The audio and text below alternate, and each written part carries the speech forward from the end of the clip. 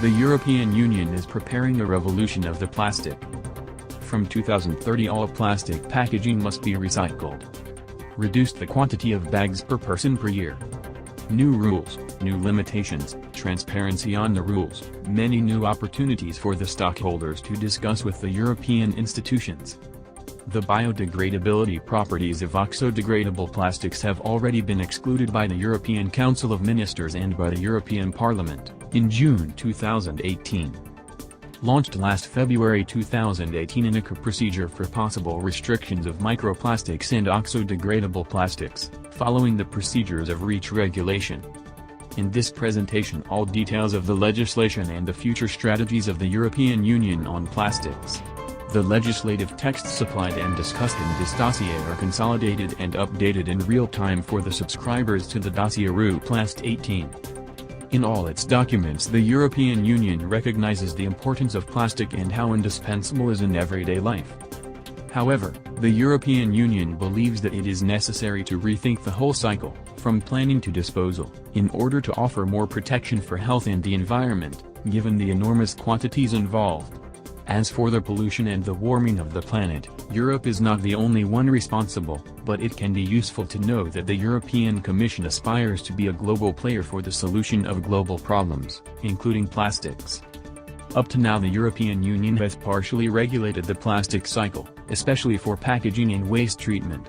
More recently, investigations have been commissioned with the aim of identifying problems arising from a certain use of plastics and all new polymers, in order to lay down an holistic approach. These projects were entrusted to consultants with an involvement of ECHA, the European Union Chemicals Agency. At the end of this investigation phase, during which the stakeholders were consulted through public consultations, the European Commission published a communication on plastic in a circular economy, which has also become the subject of a resolution of the European Parliament, which shares the majority of concerns and objectives.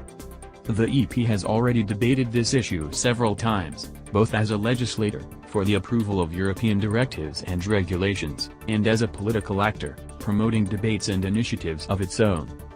The Commission and the Parliament are in tune with regard to the restrictions on plastics and the need to regulate the entire life cycle. On 18th of April, the Parliament approved the Circular Economy Package, sharing ambitious objectives with the Commission. The Waste Directive has recently been modified, and new targets for recycling have been scheduled for plastics, including new bag limits and new biodegradability rules.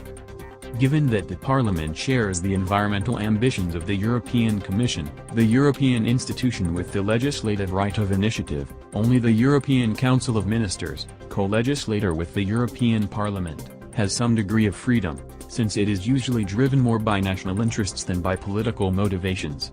A European law needs the consent of both institutions, in order to be launched. The next few months and the next few years will therefore be marked by an epochal turning point, and the European Commission has already prepared a detailed timetable for its plastic strategy, including new rules or a modification of existing ones, for covering the whole life cycle. The European Commission will also stimulate the research for new and innovative plastics and for the elimination and replacement of those considered harmful, as well as for the reduction of chemical pollutants from plastics. All details could be found in the dossier Plast 18. This will be a very intense and demanding period for national legislators and for the operators of the sector, which will not be excluded from the decision-making processes. It will therefore be appropriate to stay tuned to what will happen and take part in the public consultations that will launched by the European Commission.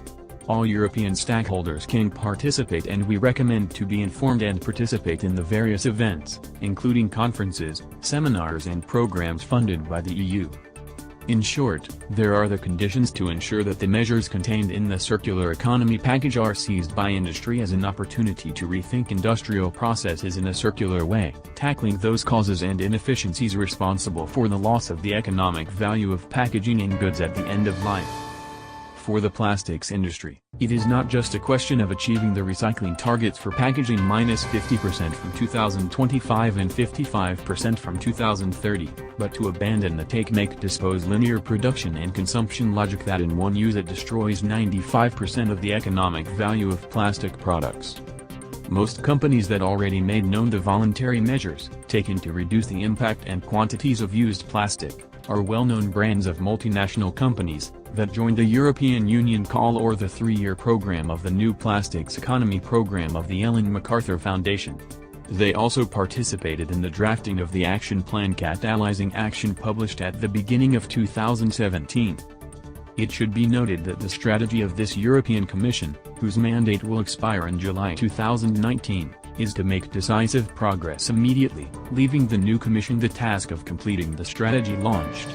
The strategy is also to avoid voluntary initiatives carried out by the industry, or associations and foundations, that can decide their own rules.